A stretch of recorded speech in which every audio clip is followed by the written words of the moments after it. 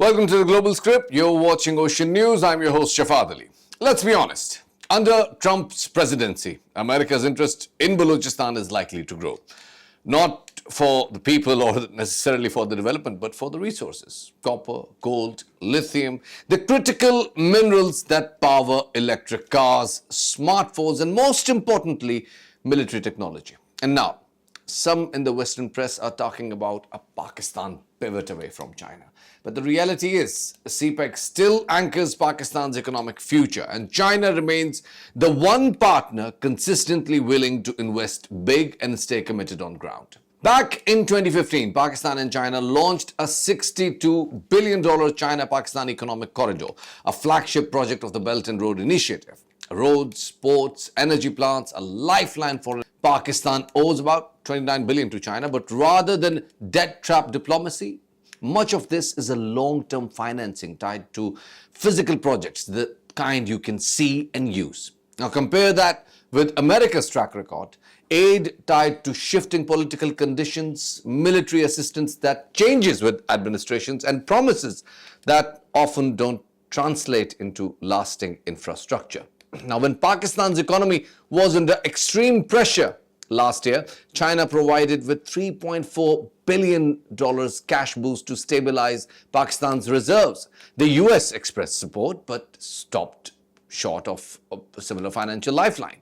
Gwadar port in Balochistan sits on Arabian Sea, close to the Strait of Hormuz, and China is really interested in it because it offers the fastest route to the Middle East and Africa, avoiding the vulnerable Malacca Strait. Now, for Pakistan, it's a chance to transform one of its least developed provinces into a trade and logistics hub. But Gwadar is just a part of the picture.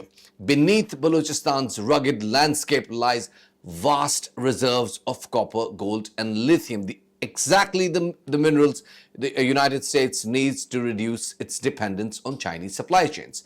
American policymakers have already spoken about the cooperation on mining, which in practice could mean securing these resources for US industries. Balochistan is not a blank slate for investment. The insurgency is real.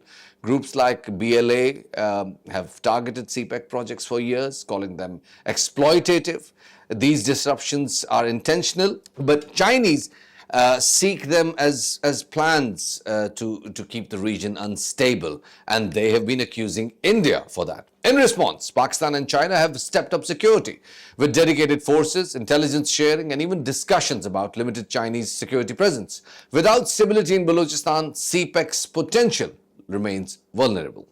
Now, US might think a mining agreement equals a partnership, but Balochistan's real needs go beyond resources extractions. It needs schools, hospitals, roads, and sustainable industry. And most importantly, it needs peace. China's approach, while imperfect, has at least delivered tangible infrastructure. The US still is at more of a discussion and proposal stage. And joining me now live is the Ambassador Akbar Ahmed, who's also a Pakistani academic and who is Ibn Khaldun Chair of Islamic Studies at the American University. An amazing guy, and we are so honored and overwhelmed to have him on our show. So, Assalamu alaikum. Assalamu alaikum, Shawat Sahab. Thank you. Thank you for that warm introduction. It's absolutely an honor and a privilege to have you on the show. So, without much ado, I just want to go straight to the topic that Balochistan has been a hotbed ever since China has announced that they are coming in, and they showed that they are pretty serious about China, pretty serious about Balochistan. The Gwadar port was built miraculously fast. There were many other projects that were being conceived for the CPAC, for the BRI. And now we see something unusual going on, that when Donald Trump and the Trump administration has announced that they're also coming in and they're also after the resources of the Balochistan, and they see a lot of potential inside Balochistan for the minerals as well. What do you think, where does it take the whole Balochistan situation? Do you think that, is this going to change the dynamics of Balochistan? If yes, in what sense? I have not only served in Balochistan, I've been commissioner of 3 divisions consecutively. So at one stage I was Commissioner Makran, also in charge of Gwadar, that was part of my charge. I've dealt with the Baloch. They're very fine people, very noble people. And there's a very famous saying that you must treat the Baloch with honor. And if you treat them with honor, you will be treated with honor. Now, I'm afraid that the relationship between the central government and the Baloch has not been a happy one. It's been a very turbulent one. So you see the graph going up and down over the last several decades. This has happened more and more frequently recently, and the pace has quickened. So you have reached a situation where there's an incipient rebellious movement, an anti-Pakistan movement. This was not the case when I was there. There were people who were not happy about how they were being treated. There was always a complaint in Balochistan, as there was in the other minority provinces, in the KP province, for example, as there was earlier in East Pakistan and before 1971, which led to the Bangladesh movement. So the central government has to be much more sensitive in how to deal with the minority provinces. That is the basic thesis that I have. I've written about it, I've studied it, I've interacted there, and I'm afraid few people listen to this thesis. The result is we are making the same mistake again and again and again. As you may recall Einstein's famous saying that if you repeat the same experiment and expect a different result, you're not going to get a different result if you have the same experiment performed again and again.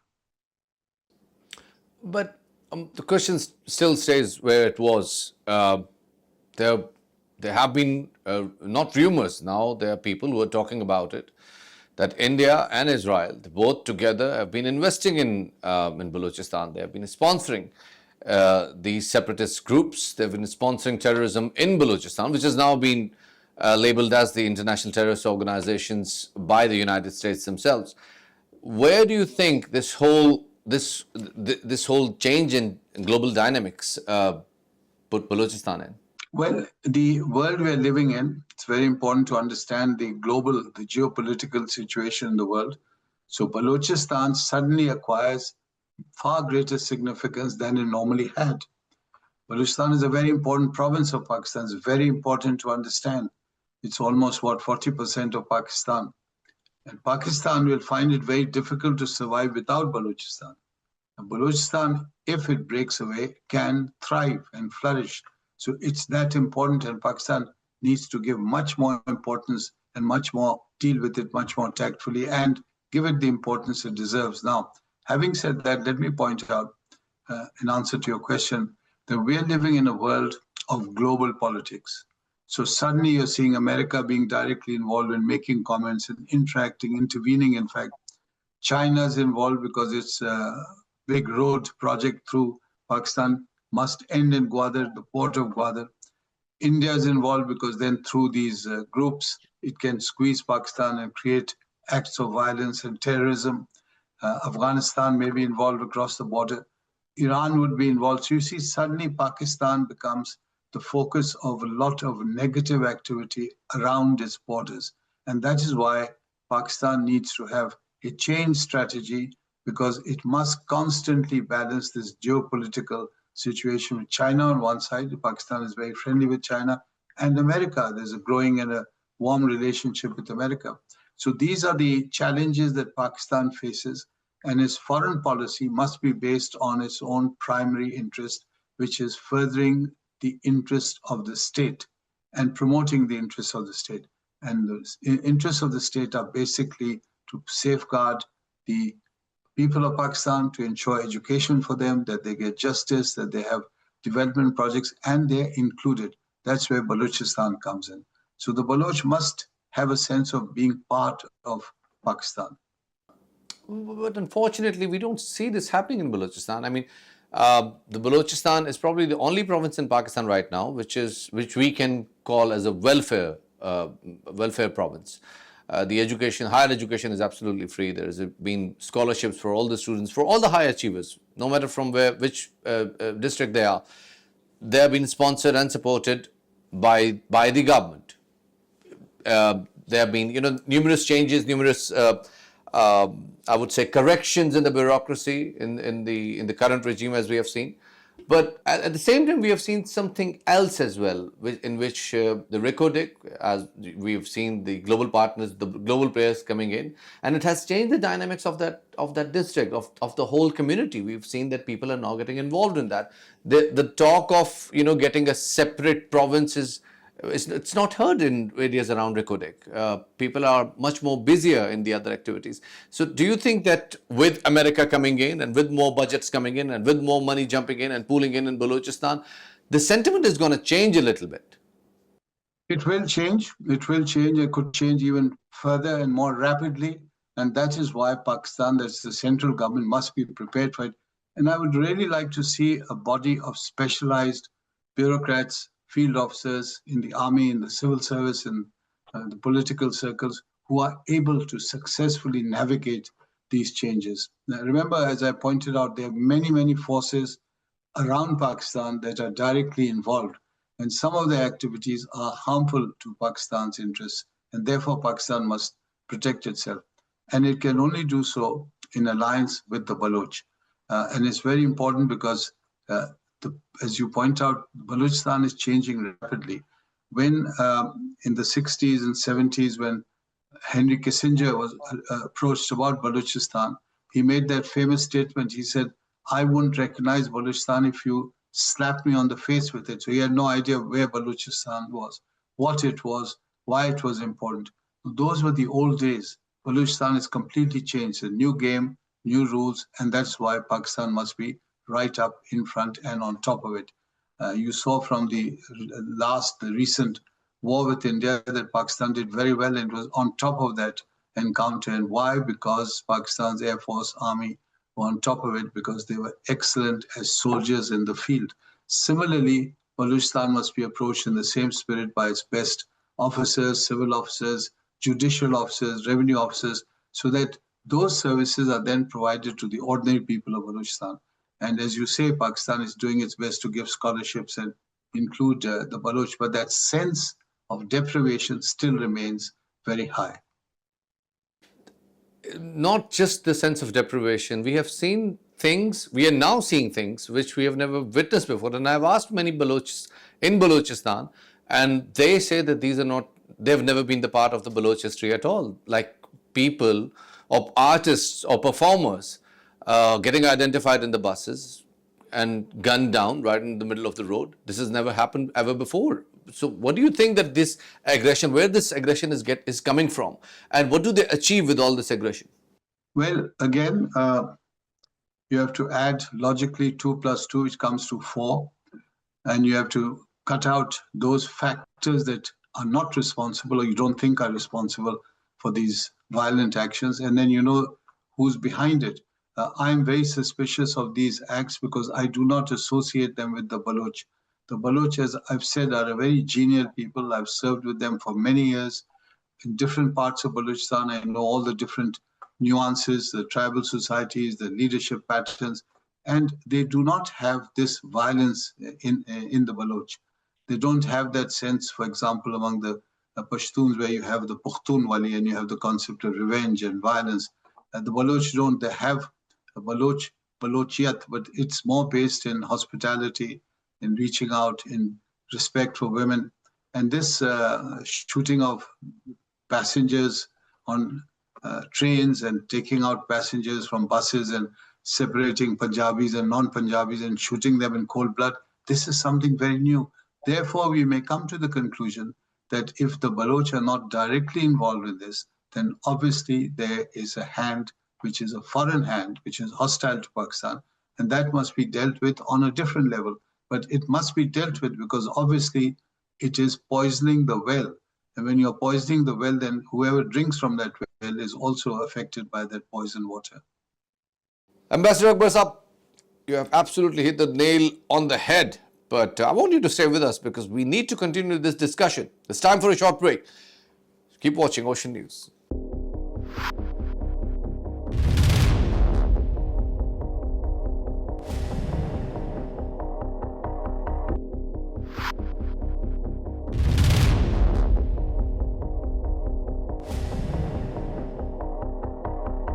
Welcome back, ladies and gentlemen. This is the Global Script, and you're watching Ocean News. Let's get back to the discussion.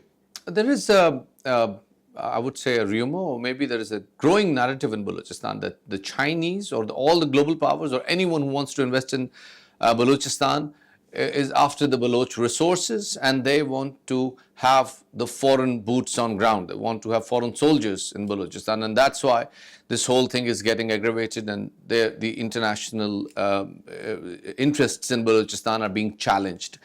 Do you see that in near or far future, there would be international boots on ground, there would be international forces looking after the interests of them, like I'm talking about America and I'm talking about China? Would there be in any near future? Do you see that there would be American soldiers protecting an American refinery or an American mining company, or Chinese army protecting Gawada? Shawad Sahab, that's a great question, a very important question, and something to be pondered about, because we don't know the future, because that's looking into the future. But as scholars and analysts, we can say, judging from the history that we share, that when these great powers, some of them are semi-colonial in their nature, when they are after economic objectives, they pursue economic objectives quite ruthlessly. And in order to get to these economic objectives, it could be oil, it could be, in Pakistan's case, rare earth materials, they are prepared to then literally come in like a bull in a china shop and scatter everything in front of them to get to these objectives. Now, if that happens, that will be followed by force and by troops. And that is the great danger, because if you have that action taking place in the future, not right now, I don't see it happening immediately, then you will have the counter. So if America comes in and the American troops on the ground, boots on the ground, the Chinese are not going to sit by and ignore that, or the Russians. So suddenly you'll have Pakistan in a similar position to what Afghanistan was a decade or two ago. And that Pakistan has to be very careful about that. It is a very dangerous world we are entering into now. And Pakistan's diplomats have to be at their A game in order to cope with the situation. Do you think that with growing American interests in Balochistan, does China see alternative BRI routes? Because the impression being given to the global world is that Balochistan is ungovernable, and these separatist groups, these terrorists, they control the traffic, they control what comes in and what goes out. So do you think that China, since they've been talking with Afghans, since they've been at talks with the Chabahars and the Iranians, do you think that they are looking at the alternative routes for their BRI initiatives? Well, you can change politics, but you can't change geography. And Pakistan's geopolitical position is based in its geography. And if you look at the map of the world, you'll see how convenient this road and belt project of China is, coming from Xinjiang through Pakistan and up to Gwadar. And it literally changes the map of Asia, because you can bring economic goods down, you can bring raw materials down, you can bring troops down from China straight to Gwadar. And then you control the Straits of Hormuz, and virtually you're changing the map of the Middle East. So that is a very important project for China, and that is why China has continued to support Pakistan and continue to urge Pakistan to control the law and order in order to proceed with this economic planning. Now, at the same time, people understand that its Achilles heel, it's vulnerable in Balochistan, and that's why you have these problems in Balochistan. That is why Pakistan should have worked much harder 10 years ago, not now, much harder to calm down Baloch elements and involve them, bring them on board so that they become partners, not as marginalized groups who project is imposed on them, but as partners who will see and are seeing economic benefits for them in order to allow this to proceed. That is the challenge of Pakistan. Definitely, that's the biggest challenge. But Pakistan has made some diplomatic achievements. It's just recent past, right after 10th May, we have been able to get America side with us. We've been able to get India more isolated in the diplomatic regime. And India and China are not definitely going well. But we've just recently seen that Indians are trying to persuade China. And we have just recently seen that Indian officials have made a visit to China to talk themselves out with Baloch separatist groups and terrorists being labeled as terrorists by the United States, do you think does that change anything for India and Israeli interests? Because now it is reported globally that India and Israel are both responsible for terrorism in Balochistan. Do you think does that change anything for the terrorist activities in Balochistan? Well, your question itself reflects the complexity of the situation. So you already mentioned two or three of the big powers of the world. You've got China, USA, Russia is also involved, India, an emerging big power. And I'm defining big power by Professor John Mersheimer's definition of the great powers and their rivalries. The question is this. India has taken certain initiatives, understanding that it's a changing dynamic and understanding that this is the soft underbelly of Pakistan. And in order to embarrass Pakistan, embarrass China, it needs to continue to put the heat through Balochistan. And it's now reaching out to China as maybe a sulking from the United States or rebuffing the United States or showing its displeasure with the United States. But yes, in fact, Prime Minister Modi is planning to visit China and reaching out to China. These are the movements taking place. These are diplomatic movements. But Pakistan has been very busy also. And here you must give credit to Pakistan because it's been quite shrewd in balancing its initiatives in Washington. And you're right, it's shown a great deal of success. President Trump has responded very positively. As we know, he invited Field Marshal Munir to lunch at the White House, which is a rare honor. And he was then recently again invited to Tampa and received by the CENTCOM, the American Central Command for the Army. And generally, the trade tariffs, the imposition of the sums, which the Indians were very upset about because he first imposed 25% on them, then increased it to 50%. And Pakistan, in sharp contrast, did not have those high figures. So India has been very active in trying to counter this, maybe overactive, maybe hyperactive. And Pakistan has been, at least in this movement, quite cool and sensible. So Pakistan is very aware of these moves. It's like a chess game. They're making their moves and Pakistan is making its move. And that's why you're seeing how belligerent the Indian media is. You only have to switch on the Indian media to get the answer to your question. And you'll see that they're really semi-hysterical in how they're responding to these movements. I mean, you've been humble in calling them semi-hysterical. I mean, I have a huge respect for this, but they have been literally yelling at the pitch of their voice, and they have been calling it a Pakistani game to get a better deal from China, because Pakistan has always been doing that. That's what they claim. And they all have been saying that Pakistan is trying to lure into the American rows and just get a better deal from China. I'm not going to ask you to comment on that, but my last question about this whole thing, that Pakistan is definitely, like you said, is very happy with America siding with Pakistan. But with America coming into Balochistan and calling it out that Balochistan have rich resources and they need to extract them out, they are going after oil and minerals and whatnot. Would China be happy, or should they be happy?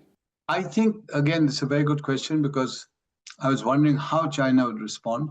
Now, normally, every nation responds with an element of how we respond as human beings. So there's an element of anger, jealousy, and so on.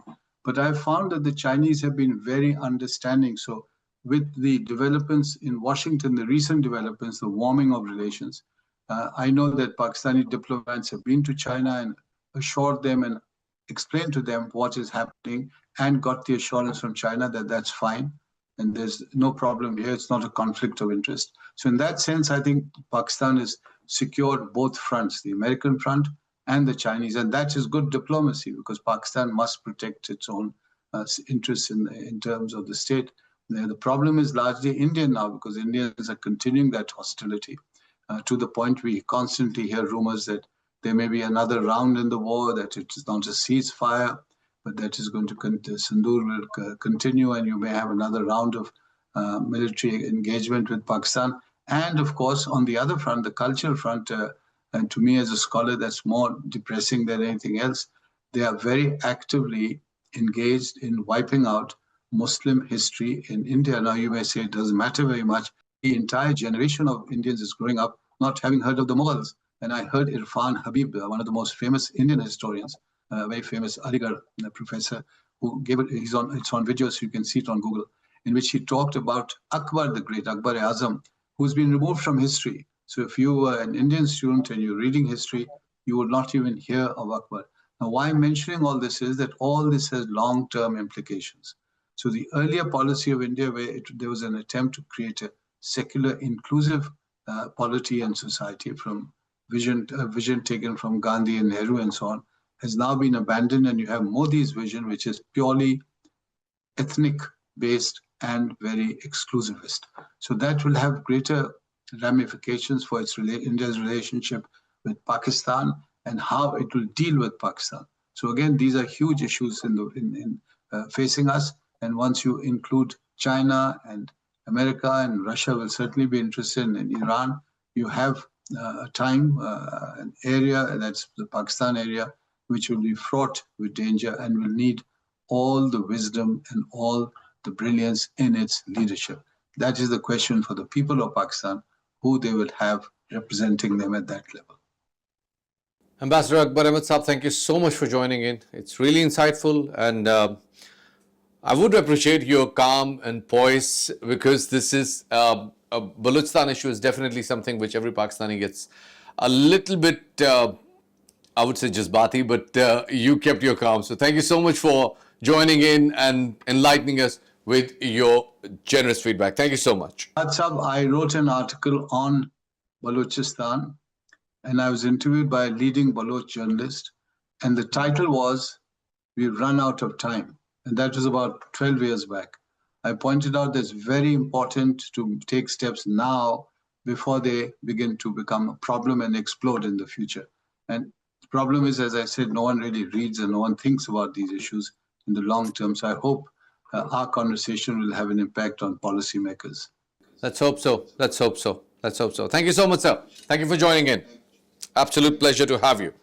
Thank you, Shawad sir. Thank you so much, Ambassador Akbar Ahmed Saab, for this amazing and insightful discussion. And thank you for your engagement. It's absolute an honor to have you on our show. And we will, inshallah, keep you having again on the same show. Thank you so much. Well, that's all from the Global Script. Keep watching Ocean News.